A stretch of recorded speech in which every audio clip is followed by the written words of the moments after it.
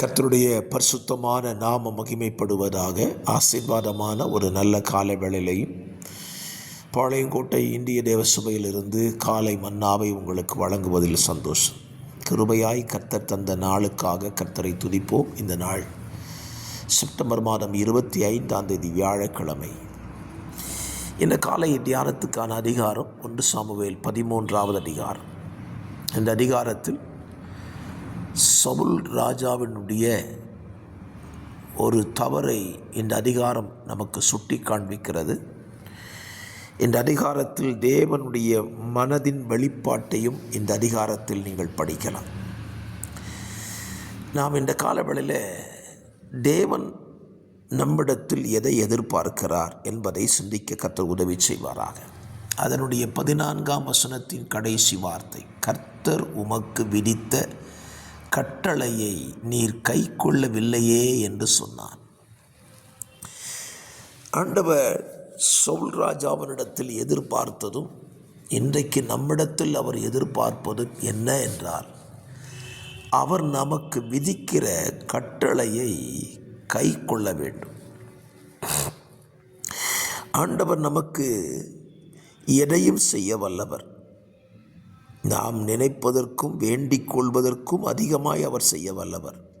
ஆனால் நம்மிடத்தில் அவர் எதிர்பார்ப்பது, அவர் சொன்ன கட்டளையை நாம் கை கொள்ள வேண்டும். இன்றைக்கு அநேகருக்கு ஆண்டவருடைய கட்டளையை கை கொள்வது கடினமாக தோன்றுகிறது.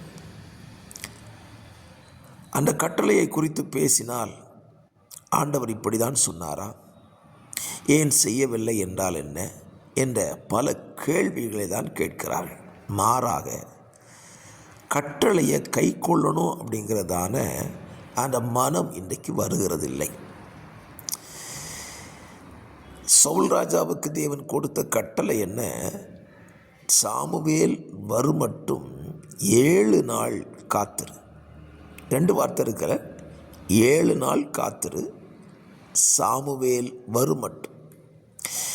சவுல் ராஜா 7 நாள் காத்திருந்தான், நல்லது.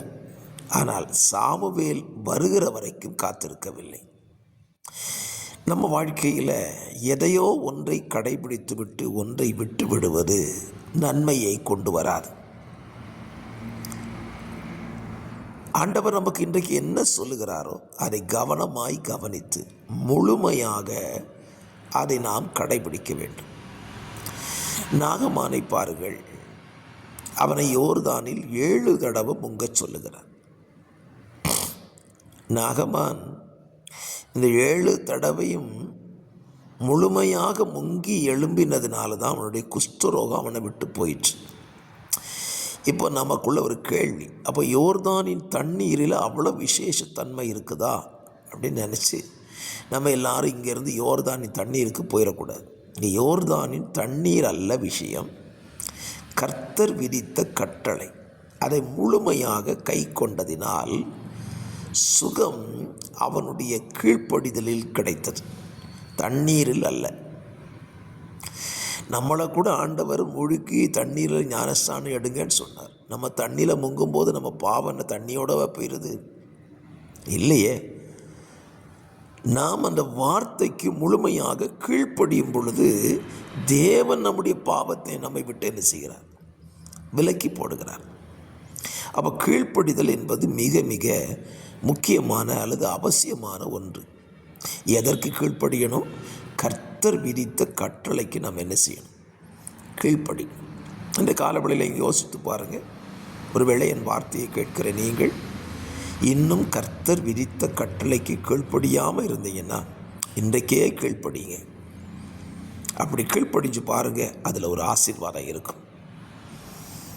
ஏனென்றால் அவர் நமக்கு கட்டளையிட்டதையெல்லாம் நம்ம கை கொள்ளணும். சீசலுக்கு சொன்ன வார்த்தை இதுதானே. ஆகவே கர்த்தருக்கு கீழ்ப்படிங்க, கர்த்தரால் ஆசீர்வதிக்கப்படுவீங்க. பரிசுத்த பிதாவே, இந்த நல்ல காலவெளியில் இந்த வார்த்தையின்படி உடைய பிள்ளைகள் தேவனுடைய வார்த்தையை கீழ்ப்படிந்து நடக்க கிருபை செய்யுங்க. இயேசுவின் நாமத்தில் தாழ்மையோடு ஜெபிக்கிறோம். ஜெபம் கேளும் நல்ல பிதாவே. ஆமேன், ஆமேன், ஆமேன்.